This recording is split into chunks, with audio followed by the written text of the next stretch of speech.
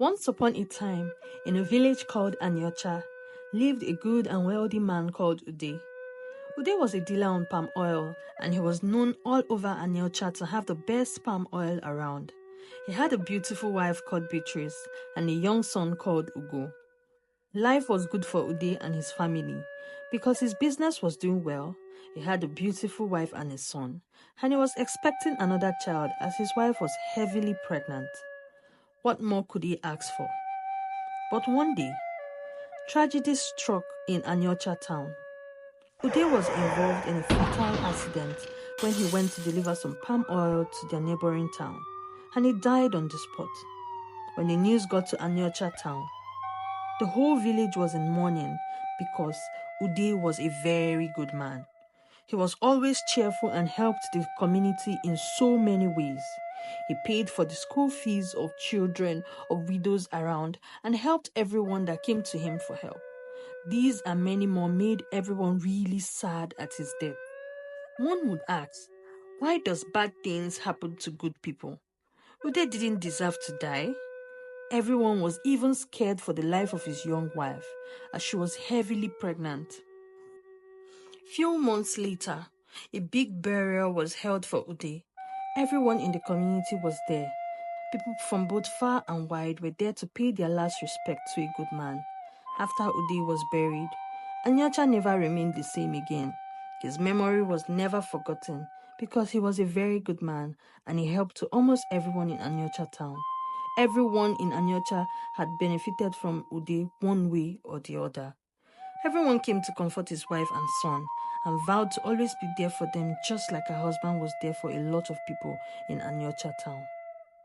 In a neighboring town called Anyodo, the people lived in peace and harmony, and it was said that Anyodo was a prosperous community. So people came from other towns and communities to settle in Anyodo town. As such, Anyodo had so many foreigners, they are no real indigenes of the town. Just like every other person that comes to make a living in Anyodo, a young man named Olisa moved into Anyodo town and settled there. He was a dealer of palm oil, so he got a big shop in the market and started selling his palm oil. Before long, Olisa became known in the entire Anyodo town for his wonderful palm oil. Olisa wasn't just a good businessman, he was also very handsome and generous. So all the women wanted him. Nne, I wish for one thing, just one thing, Mmesoma said to her friend Ada, that Olisa will notice me. The man is fine and rich, and all my life in Anyodo, I have never met a man like him. My dear, Ada said, Olisa is a man's man. Have you seen the way he smiles? They both kept talking and daydreaming until they got to their shop in the market.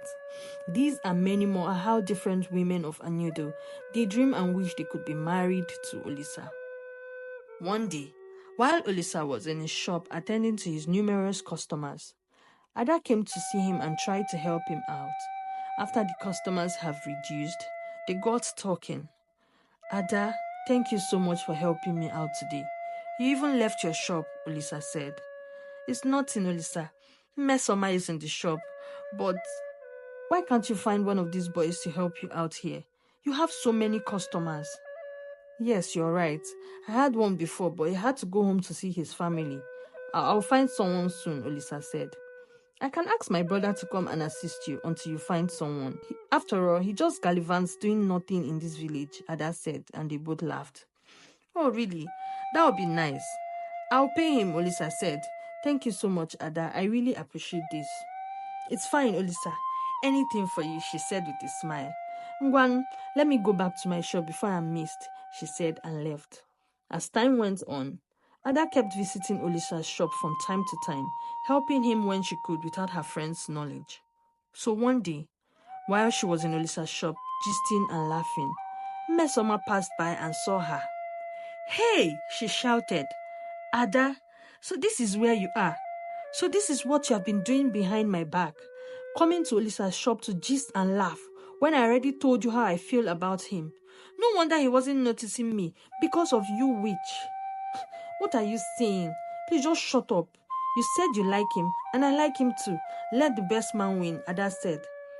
Is that what you will say to me? Mmesoma said, and landed her a slap. And they both started fighting right there in the middle of the market. That Olisa and others had to intervene and separate them. Few days later, Mmesoma showed up at Olisa's shop. Olisa was surprised to see her, but they got talking. But Olisa wasn't comfortable because he didn't want the two women fighting over him again. So he tried to avoid them at all cost, as he didn't want to draw attention to himself in Anyodo village. As weeks turned into months, even Mmesoma and Ada got tired of chasing Olisa, and everyone wondered why a rich, handsome man like Olisa wasn't even married yet or interested in any woman in town. It was even stranger to people because he didn't have any friends, or neither did he talk about any relatives. He just did his business and went his way. No one even knew where he lived in Anyodo town. One of the indigenes of Anyodo, Dike, was very jealous of Olisa on how he was very successful in Anyodo town, and even all the women were fighting over him. He kept suspecting him for the longest time. I have a strange feeling about Olisa, and I'll find out why, he said to his friend Emeka. What do you mean? Emeka asked. Can't you see? His ways are not pure. How can a man be so perfect? His business is doing so well, and even Ada, that I liked, was busy fighting over him, Dike said. Well, I feel he's just a hardworking and focused man. You better leave him alone, Emeka said. One day, after market hours and all the shops had been closed, Dike waited by and trailed Olisa. He wanted to find out where he lived. Olisa left the market area and continued walking down the village paths, with Dike trailing him quietly. Olisa kept walking and walking, almost to the outskirts of Anyodo town. Dike was almost tired of trailing him, as it was obvious that Olisa didn't live inside Anyodo town. Olisa knew that someone was following him, so he increased his pace and hid behind a tree. Dike ran past and wondering where Olisa had disappeared to. He searched for him everywhere but didn't find him, so he walked back home, tired and angry. Dike was still determined to find out who this Olisa was and where he was from, no matter what it takes. As weeks turned into months, one very fateful day, Anyodo market was extremely busy and full, as it was their special market day, when even people from other communities came to buy wares from Anyodo. As usual, Olisa's shop was packed to the brim, with different customers waiting to buy palm oil from Olisa, the best palm oil, as they say. While Olisa was busy selling and attending to his customers, another customer came in to join the queue of waiting customers. Olisa was inside the main shop. Immediately he came out, and the man saw him. He was in deep shock. He rubbed his eyes severally to ensure that he was really seeing right. He couldn't believe his eyes. Was he seeing things, or he was really seeing a ghost in broad daylight? He decided to call his name to be sure that he wasn't making a mistake, or if this was just a replica of the person he knows. Ude, the man called out. Olisa looked up at him immediately and was filled with shock on who called the name Ude. Before anyone knew what was happening, like in the movies, Olisa disappeared from the spot in a flash, and everyone ran for their lives. The whole market was in disarray. What just happened? Everyone asked. Everyone kept talking at the same time, trying to get a grasp of what happened.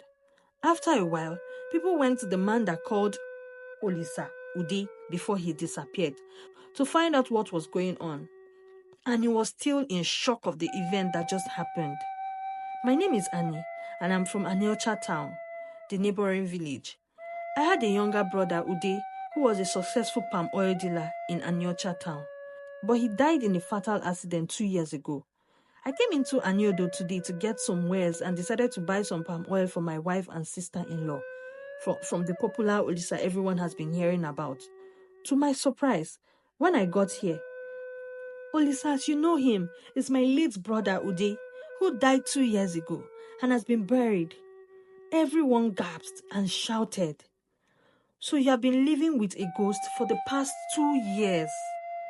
Everyone kept screaming and talking at the same time. And he continued his story. Ude was a really successful palm oil dealer, just like he was here, obviously. He has a wife and 2 children. He died so young, and the whole Anyocha village felt it, even until today, because he was a good man. It was obvious he didn't rest in peace. That is why he came here to settle and live his life. And he said in tears, "No wonder," one man said, "I have been having a feeling about Olisa. He has no friends. He didn't get married. No one knew where he lives. He's just a strange man. So we have been living with a ghost for 2 whole years," another said. Everyone kept talking about the events of that day. Everyone in Anyodo was in fear and disbelief that they have been living with a ghost for so long.